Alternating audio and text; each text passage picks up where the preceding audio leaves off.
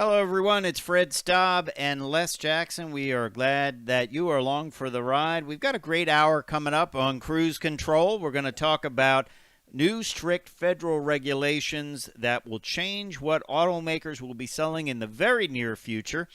Les and I are going to kind of use our what do they call that? Prognosticator? Prognostication. Prognostication. We're going to do a bit of prognostication.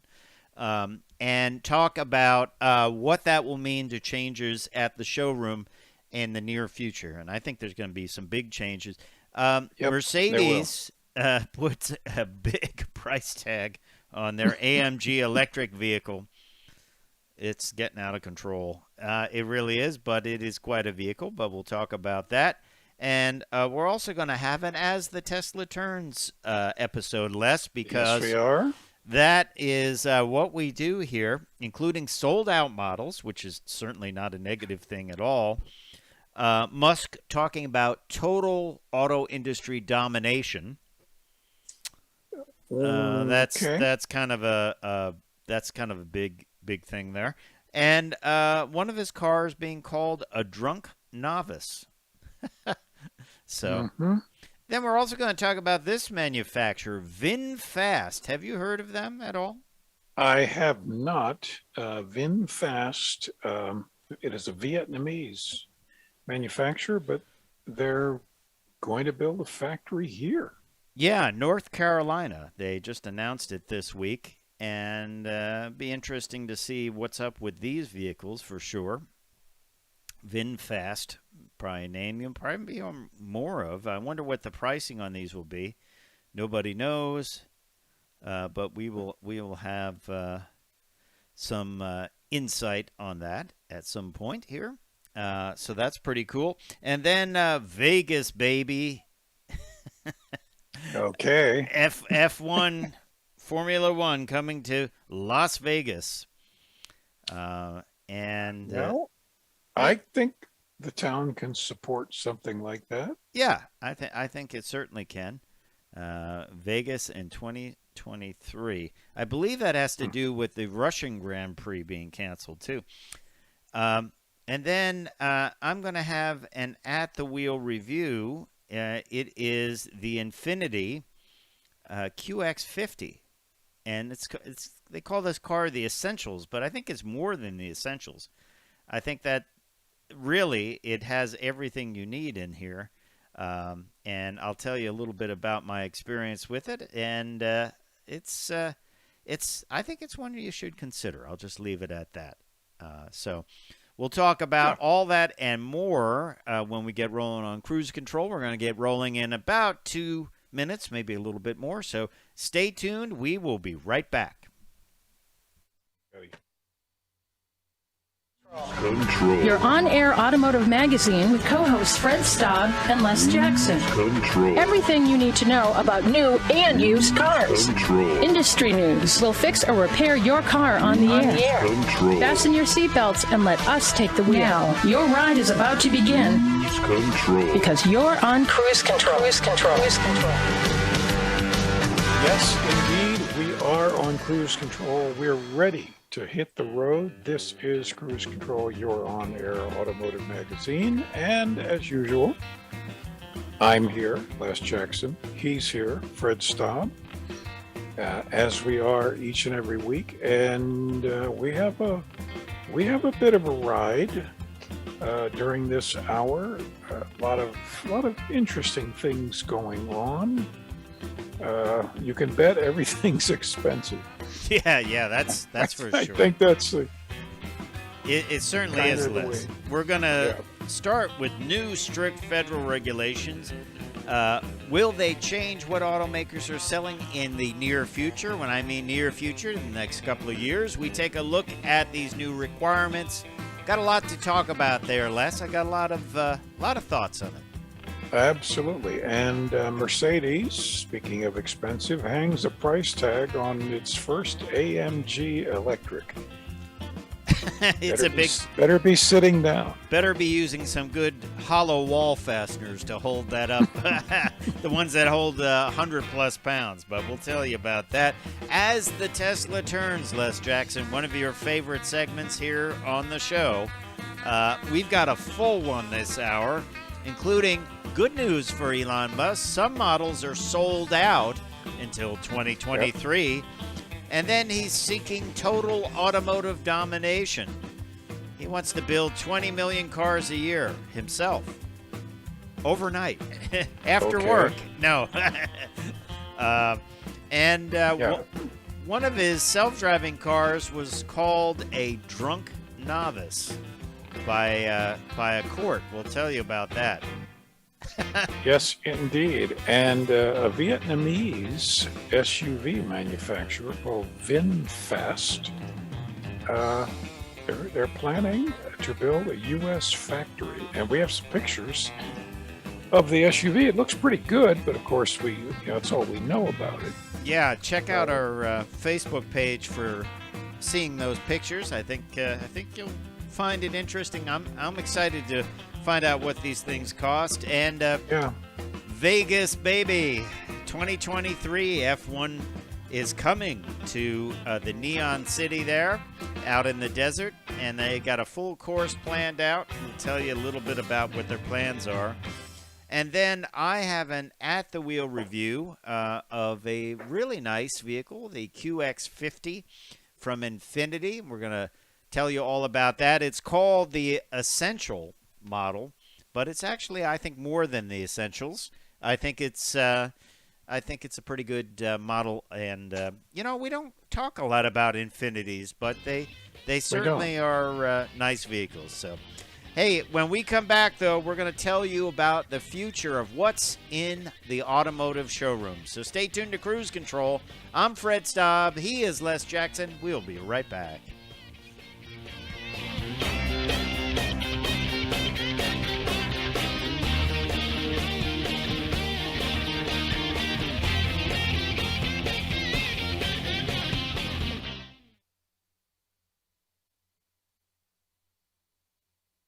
Cruise Control. And welcome back to Cruise Control, your on-air automotive magazine. I'm Fred Staub. He is none other than Les Jackson. And we are taking you on a ride around the automotive industry. A lot going on, including this week, federal regulations, major fuel economy standards that will come in by 2026. 2026, yes, that's not that far off. And this won't be a gradual increase. The standard for fuel economy will jump by 8% for cars and light trucks in 2024 and 2025, increasing by 10% for 2026. They're saying that this will reduce gas consumption, but they'll also reduce fuel costs. It also means that vehicles will cost more, which I think is the immediate. not that they don't cost more already. I don't think that they're going to see an immediate change with these, because people aren't going to go out and buy a new car unless they are instructed to. They're not going to be doing this. The new target, though, is 49 miles to the gallon. Now, what will this do to what we see in the next few years? I have a couple of theories. V8's gone. I think V8s will be gone. V8's gone. I guess trucks will keep them. I think we might see even like the 4.6 dropped in the F-150. I think we might see, a higher output straight six or V6s. You look at the F-150; they have those that put out 400 horsepower. I think the Dodge brand is going to see the biggest change, because they're going to move away from the Hemi, and probably we will see the retirement of all Hellcat models, and they will go with that Hurricane engine, the straight six with 500 horsepower. Well, what do you think about size? I don't I think think size will come down. I think they'll I think it. I I think think they'll the big ones. they'll lightweight them, and I think that people want the size. They want the size. Well, but already we're seeing a slight, just because of the gas prices, just like in 2008, we're seeing a decrease in the purchase of big SUVs. Yeah, I think Uh, you look to something like the Ford Maverick with their hybrid powertrain, yeah, gets 37 miles to the gallon combined. I think you'll see virtually every car will be a hybrid. yep, Now that's where it makes comes sense. into everything will get more expensive because every vehicle will be a hybrid. They won't be as expensive as hybrids now because it will just be a standard thing and you'll get the economy of Yep, scale. But that's true. I'd love to see it, frankly. performance will switch over completely to electric. Electric vehicles will be Yeah, the performance vehicles for sure. More electric vehicles will come on because obviously this is a corporate fuel economy average. The more electric vehicles you have in there, the better your average. So I think this will accelerate it, don't you? I think so. And of course, the manufacturers want to do that anyway. Yeah. I mean, many have Uh, said they want to, by not that far beyond 2026, be all electric. So, uh, and I think that'll bring into the market a vehicle that kind of, I'm not sure what the name is, but it's got four doors and it's kind of sits low and people get in it are and you there's a trunk. talking about a sedan? That's the word. Yeah. I don't know. I don't know if I agree. I think people still want the big high seating way, but they'll, position, but they'll go and they will um it will be lightweight, it will be expensive and carbon fiber based, and you will sit up high over an electric motor. Hmm. And but Well, you paint quite a picture. I I think though that we're also going to see prices rise. I think the average price of a car will be $60,000 in the not too distant future, and that Yeah. is MSRP price. We've been talking about the hijinks that's going on in dealers for certainly for popular models, sometimes even bread and butter models. But I think these are the changes we will see, certainly in the near term and more in the future for sure. But we will keep you up to date on them. He is Les Jackson. I am Fred Staub. We will be right back. We're going to talk about Mercedes. Here's a car of the future, and it costs a lot too. We'll be right back.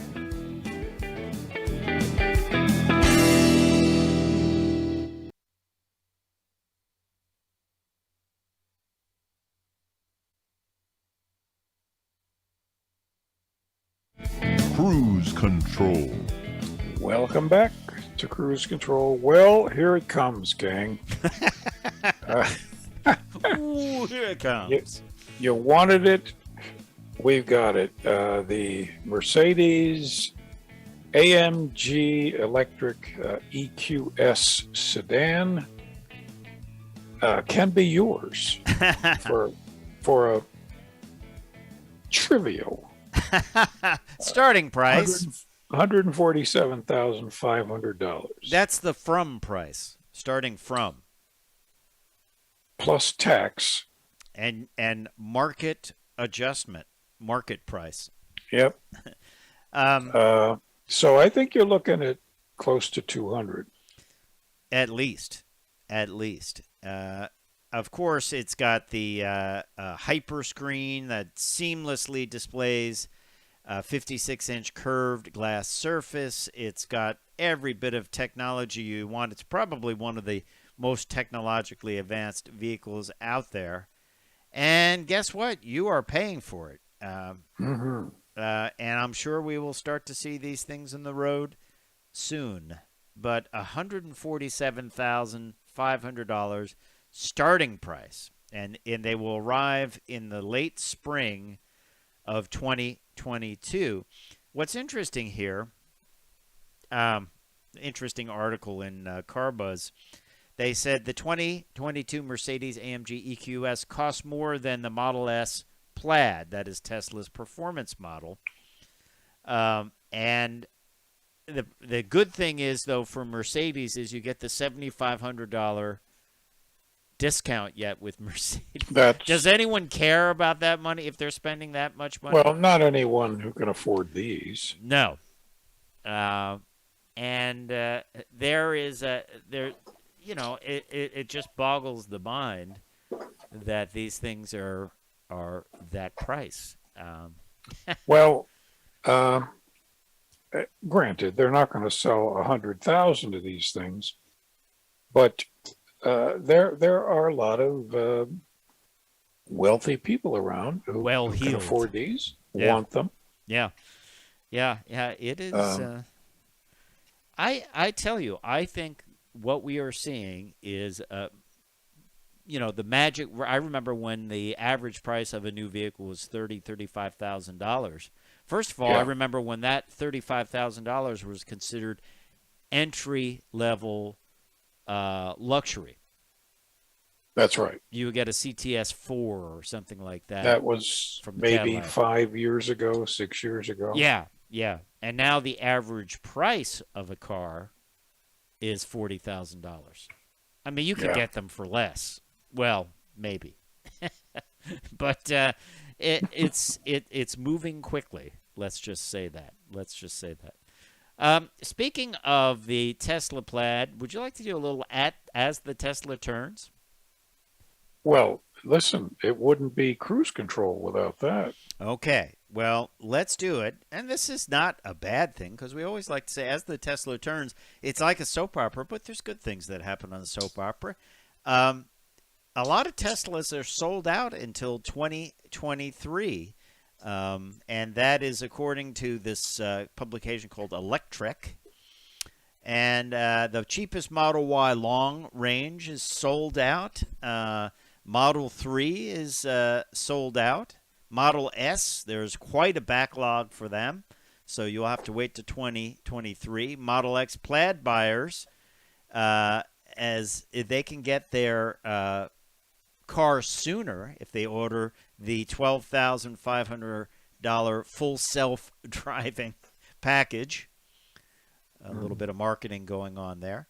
So apparently he's selling everyone he can build, right? Well, he did this before. Mm-hmm. And he eventually got there several years later. Yeah. Also, there's a report that Elon Musk is looking at a new kind of battery for his vehicles.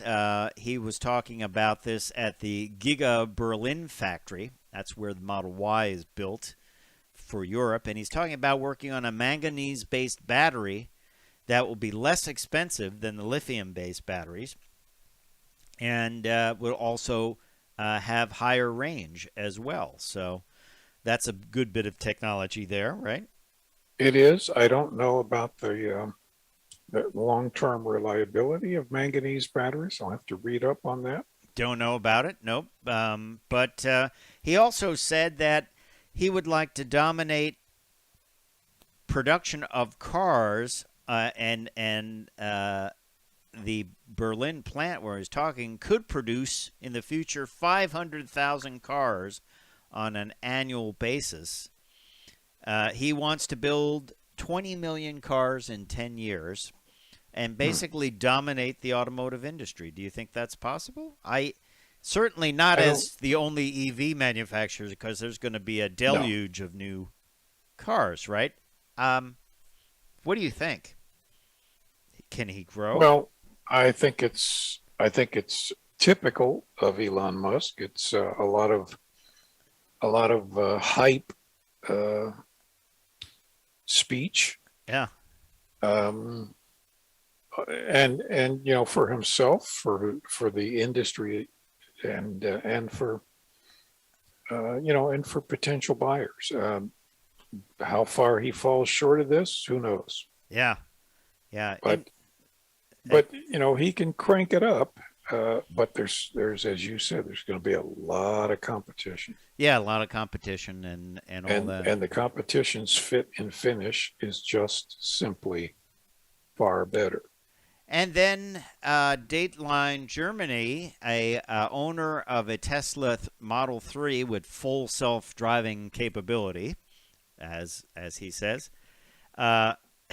it was basically sold. It had to be bought back by Tesla because the German court said the car drove like a drunk novice when it was in the full self-driving mode, and it was not as described a full self-driving car, and therefore was basically, as we would put it, a lemon. And the German courts ruled that this had to be bought back. It was not. What it was cracked up to be. So I wonder if this is a landmark case in Europe, and now he's using the full self-driving package, the $12,500 package, as a way to kick your order forward to get your car sooner. Some people may just order it just to do that. And there will be lemon law suits in this country. As you know, I've been an expert witness in a bunch of them, and I would have no problem testifying that this is not autonomous. No, and I notice it's being called the FSD package now. I wonder if they'll say, well, FSD doesn't stand for full self-driving anymore. It stands for I don't know what. Frequently seems demonstrative or something like that. Yeah. So I don't know. Maybe that's a way around it. Say, oh, we didn't mean that. Was just something. Yeah, we didn't mean that. We didn't mean that. That's just something we came up with. But I don't know. It's certainly interesting the way the industry is going. There's a lot of exciting product coming out, but it's not inexpensive. When we come back, we're going to talk about a Vietnamese SUV manufacturer, Vin Fast, that has plans to build a factory in the U.S. We're going to talk about Formula One heading to the Neon City of Las Vegas. And I'll have an at-the-wheel review of the 2022 Infiniti QX50 Essential, which I found to have more than the Essentials. Les Jackson, I thought it was quite well equipped. But hey, we appreciate you listening to Cruise Control Radio. Stay tuned. As I said, we've got plenty more coming up. We will be right back after the break. Stay tuned.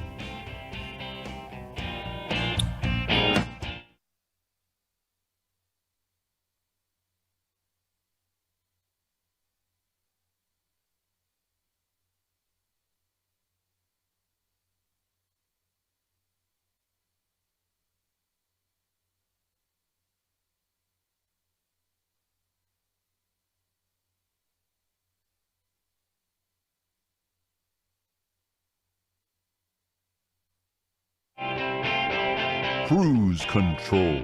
And welcome back to Cruise Control, your on-air automotive magazine. I'm Fred Staub. Les had to step away, and so for the rest of the show, it'll be you and me talking about, well, a lot more things going on in the automotive industry. This week, there was a big announcement, and I tell you, the automotive industry continues to change, and new manufacturers come in. There's one called Vin Fast. Vin Fast is probably a brand you've never heard of. It's from Vietnam, and they are building SUVs, electric SUVs. We don't know what these vehicles cost, but they are called the VF9 and VF8. They are battery electric. They hope to start building them in July of 2024, and the vehicles have space for 7 and 5 passengers, respectively. And they expect to produce 150,000 vehicles per year. The interesting thing is they expect to build them at a factory in North Carolina. And that's what was announced this week, that they would be building a large factory in Raleigh and plan to employ 7,500 people. So it's kind of an ambitious timeline, and I'm sure this was welcomed. I wonder, though, I'd love to hear what you guys think in the comments. Would you buy from a brand new manufacturer from a country that's not necessarily known here for producing vehicles? Although, you know, the vehicles themselves, just in the pictures, look very interesting with their designs. They have a Tesla-like door handles that are recessed. They are all electric. And we will have to see what happens with this brand in the U.S. But my question is, would you buy from a brand that you're completely not familiar with, from a country that's not necessarily known, at least here, for building cars? It's interesting.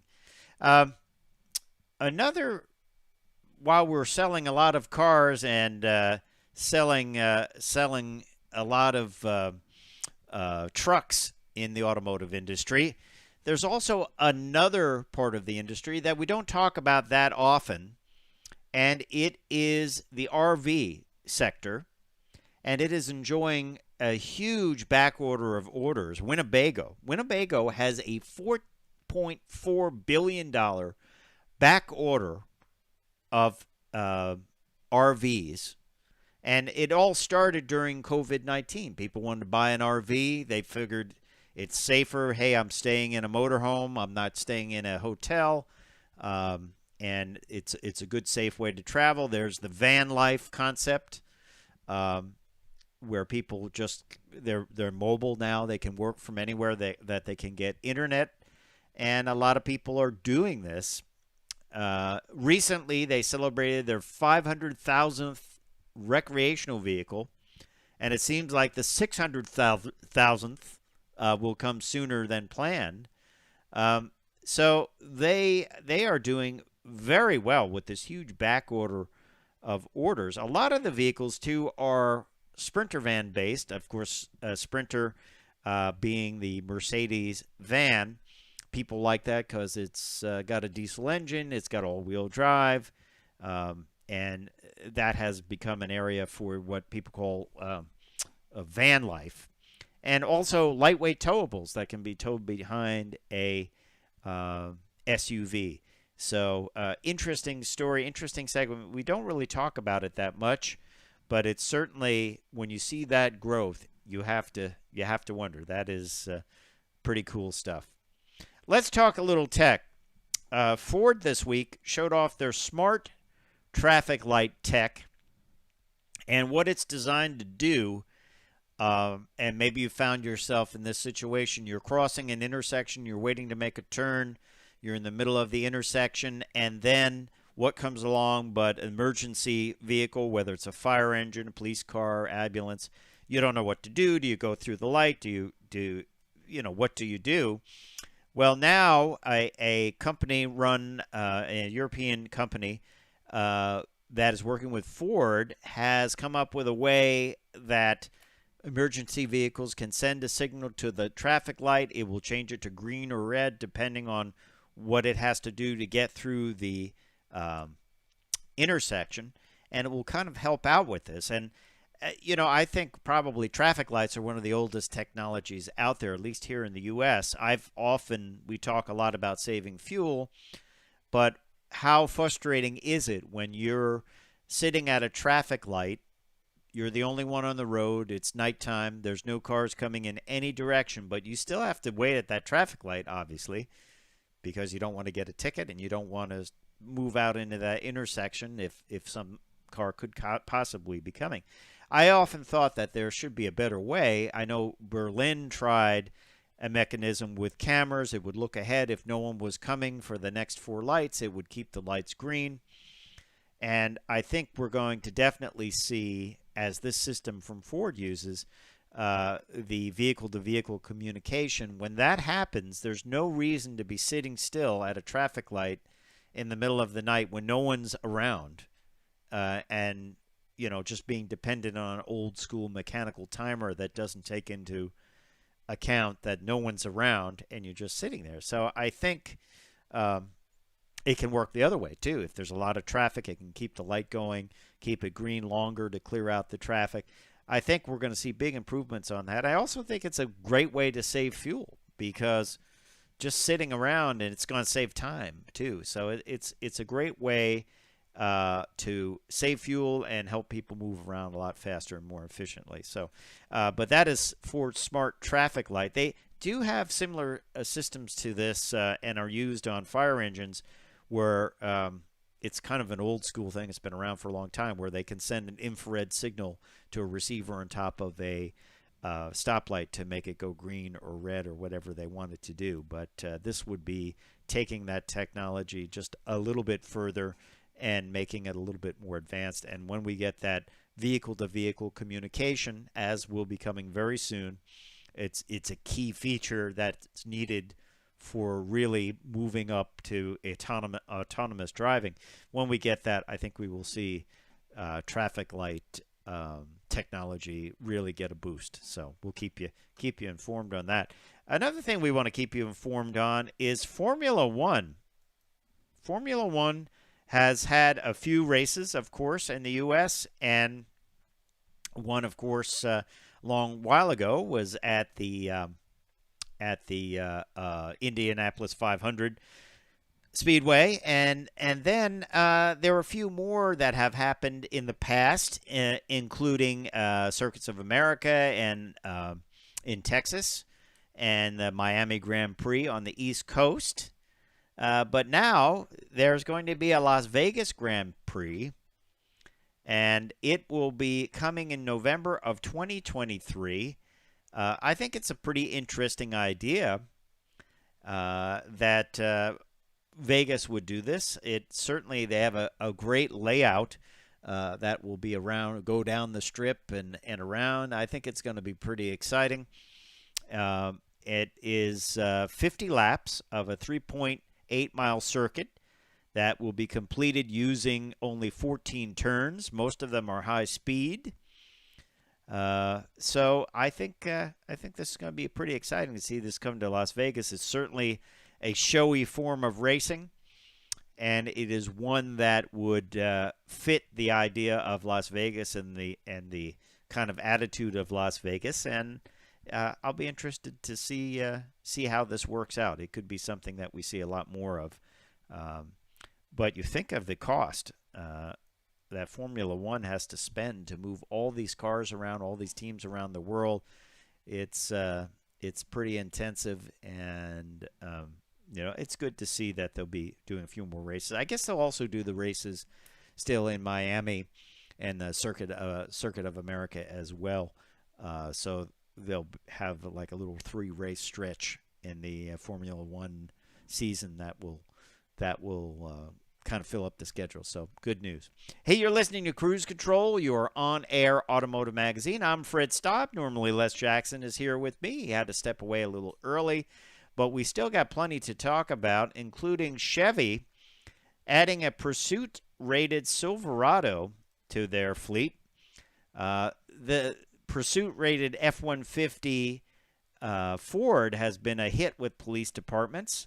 And now Chevy wants to offer that as well. It's based on their Pursuit model Tahoe, and they have to qualify it for Pursuit capabilities. It has to be able to handle high speed and severe duty use. This one will get the venerable 355 horsepower 5.3 liter V8 with a 10-speed automatic, 6-piston Brembo brakes, with front calipers with 16-inch rotors for durability. And so it's got the cop brakes. Cop shocks, cop brakes. Silverado, might see one in your rearview mirror. When we come back, we're going to have an at-the-wheel review of the QX50 from Infiniti. Stay tuned.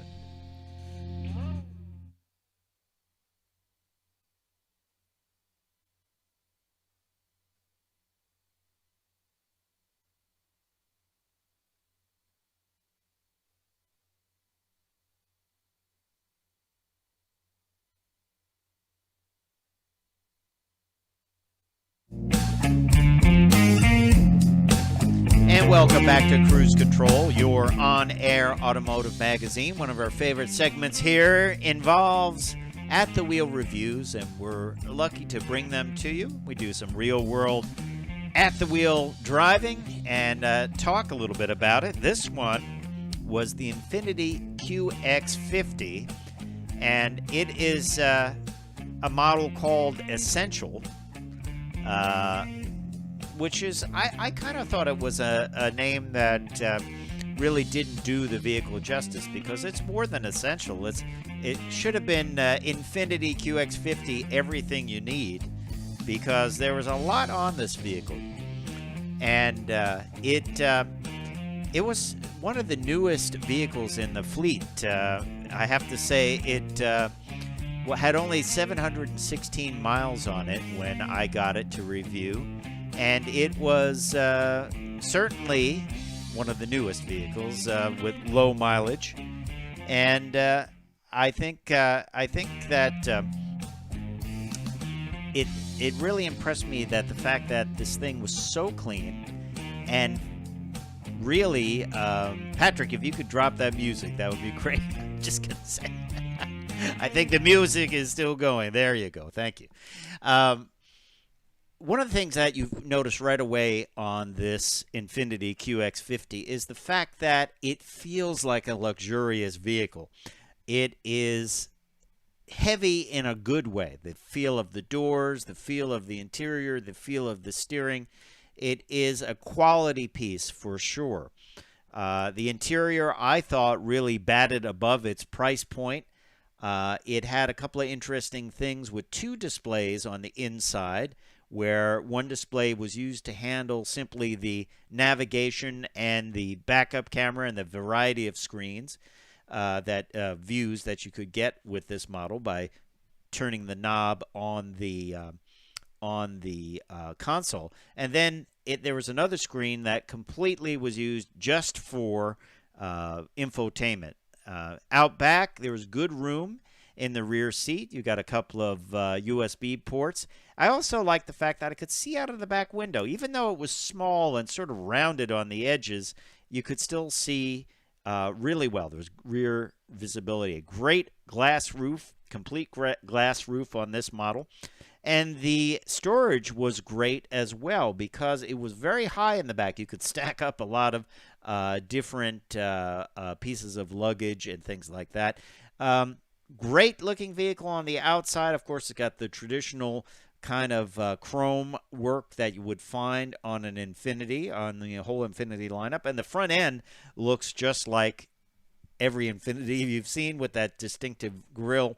All of these are powered by a 2-liter VC turbo inline 4-cylinder engine, 268 horsepower, 280 pound-feet of torque, and that is coupled to a CVT transmission, the Xtronic transmission. It's really well coupled. I found this vehicle drove so well.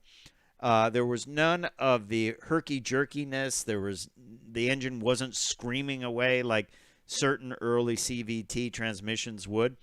And there was plenty of power. And it was elegant power and smooth powertrain. On the inside, nice two-tone separated by sort of a metallic trim. There were two-tone seats with a little bit of darker leather on the wings and perforated leather on the seating surfaces. It had those two displays, as I mentioned, which was really handy to use and easy to use. A lot of controls. The drive mode was switchable. That changed a little bit of the shifting algorithm and the steering feel, which was quite noticeable. And I just felt that there was a lot of quality here. I mean, it was perceivable that this was a quality piece, a quality car. Now, there are a few things new for 2022, including wireless Apple CarPlay. It's standard on all Infiniti models. This vehicle was completely renewed in 2021. So really, we're just seeing more of a clarification of the model, or a little bit of a detailing of the model. It comes with ProPilot. ProPilot is their Nissan and Infiniti's system of keeping you in your lane, and it will actually help you around turns. That did a great job. It wasn't intrusive in any way. It really was helpful in driving at night. I found it to be. It will keep you centered in the lane. It will brake or accelerate and help reduce fatigue on long journeys. And I think that's certainly what it does. There's also great safety equipment like blind spot warning, lane departure. There is forward emergency braking with pedestrian detection, predictive forward collision warning, and rear automatic braking, and rear cross traffic alert that is standard in all QX50 grades of trim. And I have to say, rear cross traffic alert is really important these days. If you're backing out and you've got a big truck or a big SUV on both sides of you in a parking lot, I have several of them where the people have a long run, they pick up speed coming out of the parking lot, and you cannot see when backing out. So this will tell you if a vehicle's coming, and it is a great thing and something you should look for in any vehicle that you buy. The variable compression engine is pretty interesting.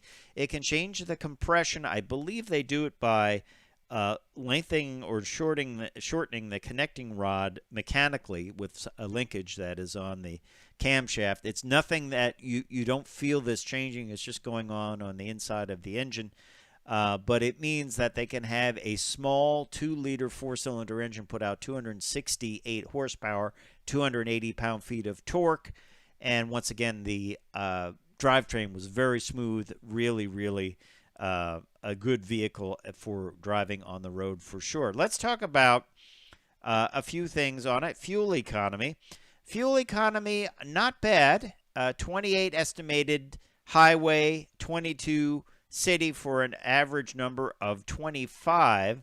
Not terrible, but this is the essential grade. There are many other grades that can take the vehicle even to a higher level of trim, but this has everything you could think of: heated seats, heated steering wheel. This is the all-wheel drive, intelligent all-wheel drive model, and it really was a complete, essentials to me would mean something that was basically equipped with the basic gear, but this really goes well beyond it. Now, pricing on it's pretty straightforward. They don't have a lot of options to add, but the price of this with destination was $49,975. Destination is $1,025, so that's included in that $49,975. Very clean looking model. I like it. I like the clean lines on the outside. There's definitely a very big swoop in the hood, and then there's strong cues along the side style lines, and then of course in that rear glass on the C-pillar you have that kind of check mark chrome piece that is certainly says what is a cue for Infiniti. You're driving an Infiniti. Great model. I think they will do very well with this. The Essential is just a nice level of trim for $49,975. Not too much not to like about it. I can't really think of anything I did not like about it. I like all the dedicated buttons for the controls, something that some manufacturers have done away with, where they would just put menus and things, but it's got a nice combination. We've got that dial in the console that will allow you to change the views. Nissan and Infiniti have always done a great job with the cameras and views. Makes it easy to back in and back out of parking spots, so they give you a lot of help there. So there you have it, the 2022 Infiniti QX50 Essential. Really enjoyed driving it. Great vehicle, and one you should check out if you're looking for a luxury 2-row SUV. Hey, it's time for me to say I'm Fred Staub. He is Les Jackson, although he's not here. We're going to see you down the road.